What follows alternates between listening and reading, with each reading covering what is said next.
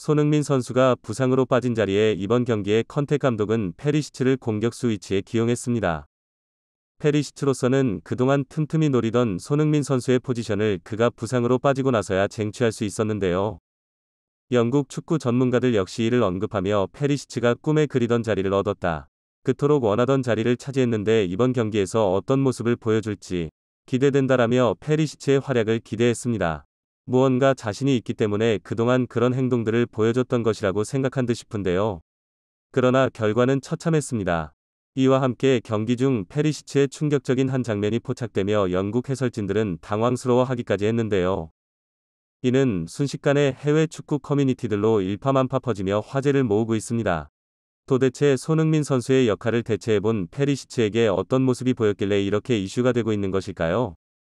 함께 알아보도록 하겠습니다. 토트넘의 리버풀전 공개했던 선발 라인업부터 뜨거운 갑론을 박이 펼쳐지고 있습니다.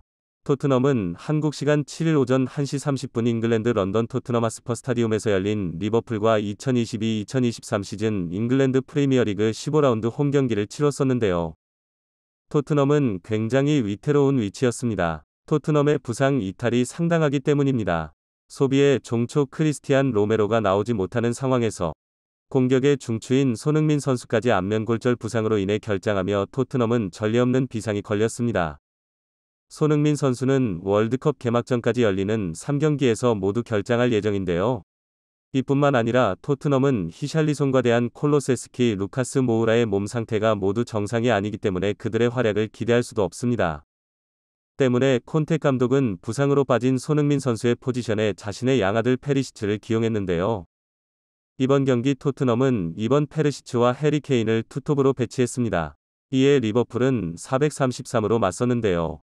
쓰리톡은 다윈 노네스, 호베르트 피르미노 그리고 지난 시즌 손흥민 선수와 함께 득점왕을 거머쥐었던 모하메드 살라가 형성했습니다. 선발 명단을 두고 해외 축구 팬들은 페리시치가 벌써 한바구음을 짓는 게 눈에 선하다.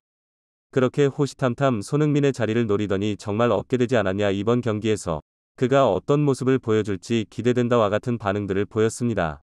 그리고 드디어 모두의 관심을 독차지한 토트넘과 리버풀전이 시작되었습니다. 손흥민 선수 부상만 아니었다면 지난 시즌 득점왕들끼리의 경기를 볼 수 있었기에 축구 팬들에게는 더더욱 아쉬운 경기였습니다. 모두의 기대와는 달리 손흥민 선수의 자리를 대체한 페르시치는 이렇다 할 활약을 보여주지 못했는데요. 경기 초반부터 말리기 시작했던 토트넘은 결국 살라의 멀티골 공격을 이겨내지 못하고 1대1하는 패배를 안게 되었습니다. 경기 후 영국 여론들은 모두 입을 모아 손흥민이 자리했다면 결과가 달랐을 것, 적어도 무승부는 할 수 있었다라며 아쉬움을 표했는데요. 또한 페리시치의 경기력은 그동안 보여줬던 것들 중 가장 인상적이었지만 이렇다 할 결과를 안겨주진 못했다라고 평했습니다. 해외 축구 팬들 역시 그동안 페리시치가 손흥민 선수의 자리를 뺏기까지 하며 열정을 보였던 것과 비교하면 실망스럽기 그지없는 실력이다. 도대체 저 정도밖에 못할 거면 그동안 윙백이면서 왜 이리 공격적으로 플레이했던 것이냐라며 혹독한 비판을 쏟아냈는데요. 이와 함께 경기 중 페르시치의 특이한 모습들이 포착되며 수많은 사람들의 시선을 집중시키고 있습니다. 페리시치가 날뛸 듯 기뻐할 것이라고 예상한 것과는 다르게 경기 내내 그의 표정이 좋지 못했기 때문인데요. 경기 후에도 나쁜 안색의 영국 축구 팬들은 도대체 왜 이렇게 인상을 쓰고 있는 거냐, 분명히 좋아할 줄 알았는데 안색이 완전 나쁘다 짚으며 의아해하는 반응들은 보였습니다. 확실히 페리시치도 굉장히 뛰어난 선수다. 오늘 손흥민 선수를 대체한 모습도 나쁘지 않았다. 그러나 결정적인 데에서 부족했다라며 콕 짚었습니다. 페리시치는 무척이나 공격적인 윙백이다. 그러나 이는 공격수의 포지션과는 많이 다른다. 특히 손흥민의 공격 스타일은 압도적인 스피드와 경기 판단력으로 유명하다. 손흥민의 모든 슈팅 하나하나, 패스 하나하나는 철저한 계산 아래에 이루어진 것이었다. 그래서 해리 케인과의 조합이 굉장히 좋았었던 것이다. 그러나 이는 페리시치에게 다르게 작용한다라고 설명했고, 이어서 페리시치의 오늘 패스는 좋았다. 그러나 그동안 윙백이어서 몰랐던 단점들이 하나 둘 드러났을 것이다. 그의 패스와 슈팅들은 통틀어서 노리는 대사이 없었다. 수많은 패세량에 비해 대부분 제대로 전달된 것보다 토트넘 수비수에 맞고 튕겨나가는 횟수가 더 많았다. 또한 스피드도 느렸기에 그동안 손흥민의 스피드에 기대 수많은 것들을 이뤄온 토트넘 입장에서는 답답했다.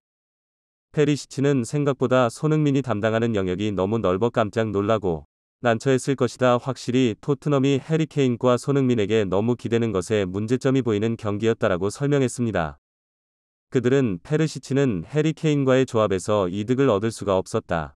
물론 오늘이 처음으로 투톱으로서 합을 맞춘 날이라는 것을 고려하면 이해할 수 있지만 앞으로도 계속 이런 스타일이라면 해리 케인과의 좋은 합을 기대하기는 어려울 것이다. 아마 콘테도 고민이 많을 것이다. 페리시치 자체가 못하는 선수는 아니지만 제대로 기용하기에는 토트넘의 많은 공격수들과 수비수들의 스타일과 안 맞기 때문이다라며 페르시치가 정말 까다로운 선수라는 의견을 덧붙였습니다. 경기 후 페리시치는 생각이 많은 표정이었는데요. 과연 손흥민 선수가 빠진 앞으로 3경기 동안 어떤 모습을 보여줄지 궁금해지는 순간입니다. 지금까지 월드 러닝타임이었습니다. 구독과 좋아요는 큰 힘이 됩니다. 다음에 더 재밌는 영상으로 찾아뵙겠습니다. 감사합니다.